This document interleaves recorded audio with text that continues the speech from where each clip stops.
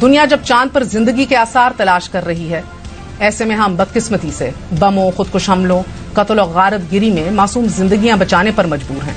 इसरो ने विज्ञान का चमत्कार दिखाते हुए पहली बार अंतरिक्ष में किसी सीड्स यानी कि बीज को ग्रो किया है। In a post on social media site X, ISRO said the cowpea seeds sprouted within 4 days and added that the leaves were expected soon. PSLV से 60.4 पर लोबियों के बीज भेजे थे। इन बीजों को महज 4 दिन के अंदर अंकुरित होने में सफलता मिल गई है। तो मेरे ख्याल से उन्होंने जो इन्वेस्टमेंट की है अपने लोगों पे, साइंस एंड टेक्नोलॉजी में, स्पेस सेंटर्स में, उसके नतायज आज वो देख रहे हैं। एक सिंबॉलिक अचीवमेंट होती है किसी भी मुल्क के लिए। इससे पहले 3 ताकतवर मुल्क दुनिया में कर चुके हैं, अमेरिका, रूस और चाइना। एक तो उड़ान प्रोजेक्ट तो लॉन्च किया गया है कि इंडिया को देखकर 2047 के तर्ज के ऊपर पाकिस्तान ने भी बोला कि हम 2047 तक एक जो है डेवलप कंट्री बनाने का ख्वाब देख रहे। तो भाई कहने की बात यह है कि जब ओसामा बिन लादेन आपका हीरो है और हाफिज सईद आपका हीरो है, तो हीरो बनने के चक्कर में तो सभी आतंकी बन रहे हैं।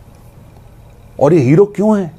क्योंकि जो इनके आइडल्स हैं वो ऐसे ही हैं, गजनवी टाइप के। जो पाकिस्तान से बाहर जाते हैं, यूरोप के अंदर जाते हैं, वो हमने देखा कि वो करते हैं या रेस्टोरेंट में वो बर्तन धो रहे होते हैं या कुछ इस तरह का काम कर रहे हैं। तो हमारे लोग क्यों नहीं यहाँ से कुछ सीख के जाते? यह इसरो के लिए इतनी बड़ी जीत है कि केवल इसी एक कारनामे के बाद अब अमेरिका, ऑस्ट्रेलिया और रूस जैसे देशों की कंपनियां इसरो के साथ काम करने के लिए लाइन में खड़ी होती हुई दिखाई दे रही हैं। और जैसे मैं कहता रहा हूं, एक तरफ जहां पे बड़ी खुशी भी है उनके लिए कि उन्होंने ये लैंडमार्क अचीव किया है, अफसोस भी होता है, दुख भी होता है कि हम इस वक्त कहां खड़े हैं। मैं कई मर्तबा इस प्रोग्राम में ये बात कर चुका हूं कि हम जैसे लोग हैं, almost similar culture, similar background, हो सकता है उनका बेसिक IQ लेवल भी हमारे बराबर हो, लेकिन आज हम कहां हैं और वो कहां हैं। नमस्कार दोस्तों, एक और नया दिन और एक और नया कीर्तिमान। कल इसरो ने एक नया इतिहास रचा और केवल 4 दिनों के भीतर ही स्पेस में सीड जर्मिनेट कर दिखा दिया। काउ बीज तो आपको पता ही होगा, लोबिया को कहा जाता है। तो इसी बीज को इसरो लेकर गया था धरती से अंतरिक्ष में और इसी बीज को इसरो ने स्पेस में स्प्राउट करना स्टार्ट कर दिया और केवल 4 दिनों में ये बीज पत्ते बन गए, जिसके बाद इसरो ने खुद अपने ट्विटर हैंडल से इसकी जानकारी पूरे भारतवर्ष के लोगों को दी।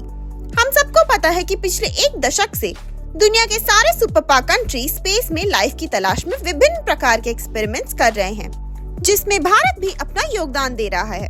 लेकिन अब भारत स्पेस की रेस में हर दिन एक नई बुलंदियों को छूता जा रहा है और अमेरिका, चाइना जैसे देश भी हमारे स्पेस एजेंसी की ये सफलता देख चौंक गए हैं। इसी टॉपिक पर चलिए आगे पाकिस्तानी मीडिया का रिएक्शन देखते हैं। वीडियो को लाइक और चैनल को सब्सक्राइब कर लें। इस प्लेटफॉर्म के जरिए एटलीस्ट मैं तो मुबारकबाद देना चाहूंगा इंडिया को, उनकी हुकूमत को, ISRO को और पूरी उनकी आवाम को कि एक बहुत बड़ा लैंडमार्क उन्होंने अचीव किया है। इंडिया चौथा मुल्क बन गया है जिसने मून पे सॉफ्ट लैंडिंग की और पहला मुल्क बना है जिसने मून के साउथ पोल पे जाके लैंड किया है, जिसके हवाले से बड़ी साइंसी तहकीक कहती है कि वहाँ पे शायद रिजर्व्स भी हैं पानी के। खैर वो तो बाद में पता चलेगा। तो मेरे ख्याल से वो मुबारकबाद के मुस्तहक है। 615 करोड़ रुपए का ये प्रोजेक्ट था।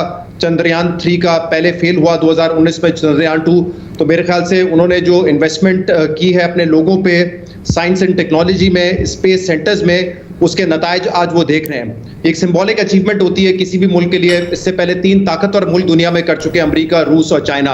अब शायद उन्होंने भी थोड़ा एक बैकफुट ले लिया है क्योंकि इस पे पैसा बहुत खर्च होता है टैक्स पेयर का, इसीलिए इस पे बाहर ममालिक में तनकीद भी होती है कि इतना पैसा आवाम पे लगाने के बजाय आप स्पेस रिसर्च में लगाते हैं। बट मेरे ख्याल से बहुत बड़ी अचीवमेंट है।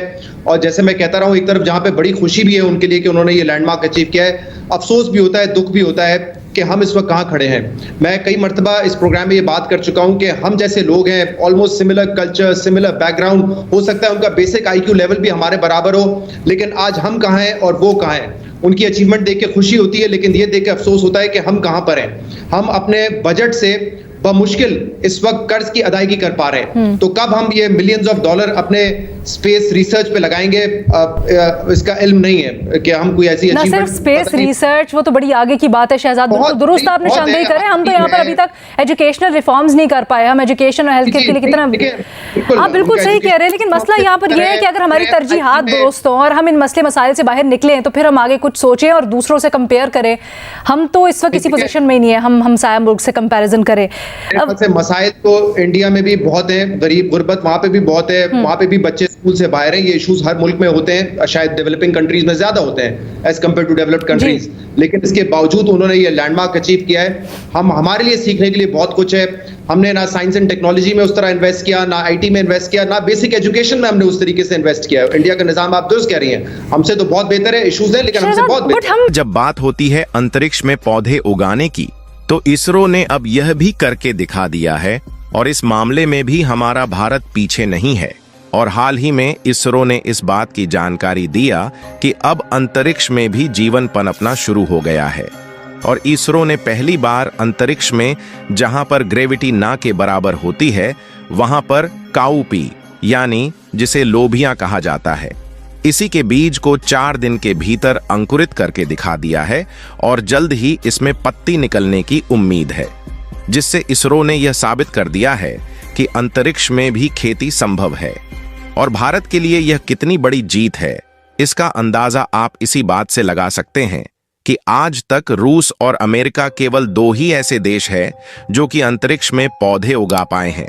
इसके अलावा चीन और यूरोपीय देश, जो कि अपने आप को बहुत बलवान समझते हैं, और टेक्नोलॉजी के मामले में इन दोनों देशों के वैज्ञानिक अपने आप को सबसे बड़ा हीरो समझते हैं।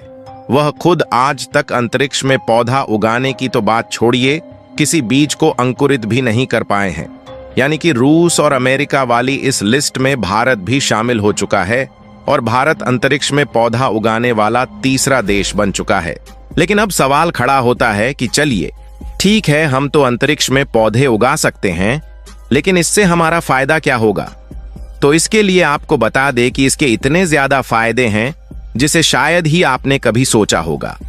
सबसे पहली बात तो यह है कि जब अंतरिक्ष के मिशनों को हम अंजाम देंगे, तो स्पेस स्टेशन में जो अंतरिक्ष यात्री रहेंगे, अगर उन्हें ताजा भोजन चाहिए तो वह अपने लिए खुद फल और सब्जियां उगा सकते हैं, जिससे पृथ्वी से निर्भरता कम हो जाएगी। यही सिलसिला जो है वो 77 ईयर से पाकिस्तान के साथ होता आ रहा है। हमने कभी अपने एजुकेशन सिस्टम पे काम नहीं किया कि हमारा एजुकेशन सिस्टम जो है वो बेहतर हो, चाहे हम भारत को कॉपी करते हैं या इवन हम बांग्लादेश को कॉपी करते हैं, लेकिन हम अपने एजुकेशन सिस्टम को ठीक नहीं कर पाए।